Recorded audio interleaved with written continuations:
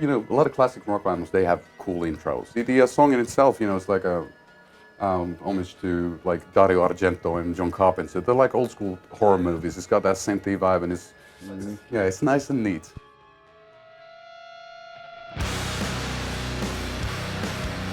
All Lips Go Blue is the first single actually here, and in the States as well, and it is, for us, I think it's an important track because it was one of the first ones we actually got together. The track through which we realized that where the album was going, with the really knucklehead riff we kind of ripped off from Cathedral, Bless Lee, and then having the really melancholy, super weepy, kind of wimpy.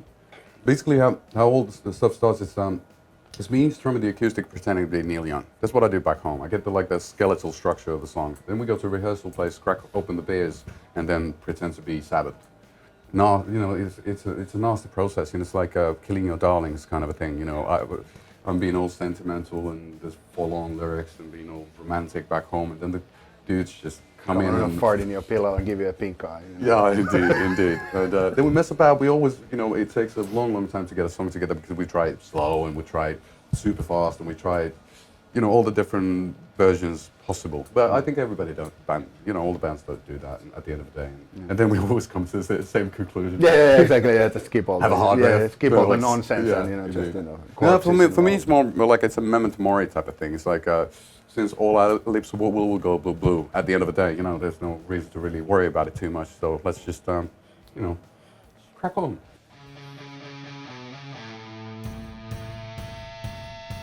The title is a hats off to Aleister Crowley. Of course, you have to have one. He had a book called Magic Without Tears. So, as a big fans of Led Zeppelin, through Jimmy Page's fascination towards Aleister Crowley, we kind of like, or at least I got into the idea that you got to be at least pseudo-satanic to play rock and roll. Yeah. So that's where the title came from. And I think it's about hopeless hope.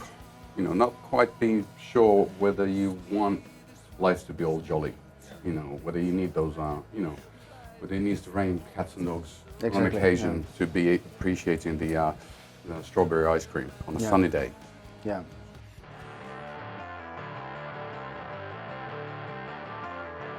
It's probably the most chaosy and the kind of grittiest sounding song with me. It's just it's one of those things that you just go into a rehearsal place, 8 hours later, you can't really remember what you've done, but there's this tape in your hand and you're like, oh Lord, this is what we did. And I think good rock and roll is like that. You lose yourself in music and it becomes this like, transcendental meditation type of thing. Like a purple haze. Yeah, indeed. But, and beer had nothing to do with that. But, now will be the end of you. That's about the singer having a conversation with love, if love would be an entity. So love is kind of threatening the singer, saying that I will be the end of you. And I'm saying to love that, okay, give me all you got, and we'll see what happens. So it's kind of like a power struggle, as it should be, because you need drama.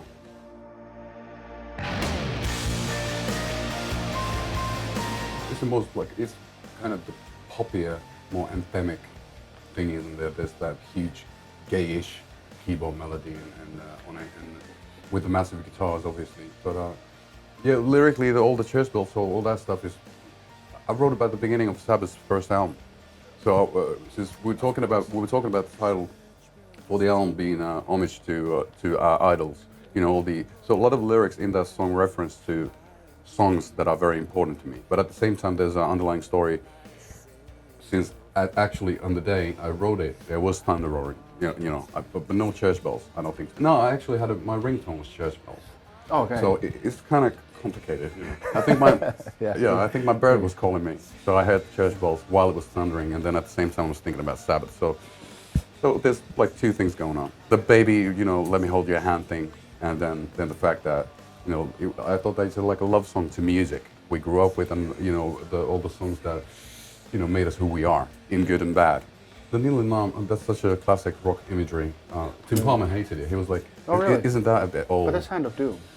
No, well, it could be Hand of Doom, okay, Sabbath again. But for me, what it means is the needle of the vinyl arm. So, yeah. Or perhaps a tattoo needle, or you know, Well, it could be like well, a you know, crotcheting needle. that's how I kind of like that's how I kind of like I was thinking, you know, life as a vinyl. You know, you can like put the needle on and then you don't want to shake it too much so it doesn't skip, but it does skip when you mess about, when you fuck up.